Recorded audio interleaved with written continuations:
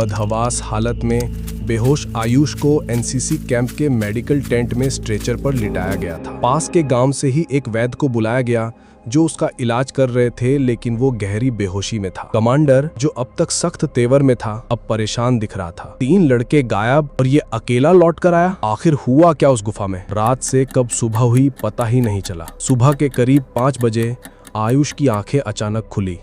उसकी सांसें तेज थीं, पसीने से तरबतर। उसने इधर उधर देखा और अचानक उसे रहस्यमयी गुफा के विजुअल्स आने लगे। वो उठकर बैठ गया और बोला, वो वापस आएंगे, लेकिन शायद अब वो वैसे नहीं होंगे।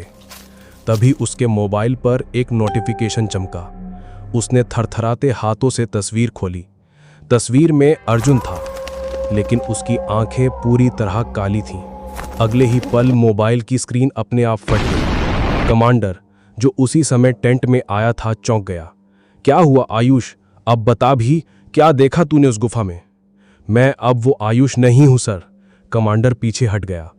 आयुष का शरीर कांप रहा था और उसके मुंह से निकल रही थी एक अजीब सी गूंजती आवाज, हम लौटे हैं तीनों एक के रूप में। सुबह होते ही एनसीसी की पूरी टीम उस रहस्यमयी गुफा को ढूंढने गई। पूरा दिन ढूंढने के बाद भी उनको गुफा कहीं नहीं मिली और ना ही इन तीनों का कुछ पता चला। एनसीसी की टीम ने पुलिस स्टेशन जाकर कंप्लेंट लिखवाई और आयुष को लेकर वापस घर लौट गई। बहुत इलाज के बाद भी आयुष पूरी तरह ठीक नहीं हो पाया और आज भी उसको उस रहस्यमयी गुफा के विजुअल्स आते हैं, लेकिन अब वो रोज मंदिर जाने लगा है और पहले से बेहतर है। उधर इतना समय बीत जाने के बाद भी पुलिस के हाथ कुछ नहीं लगा। उनको ना तो गुफा मिली, ना ही उन तीनों का कुछ पता चला और वो गुफा फिर से एक रहस्य बनकर रह गई।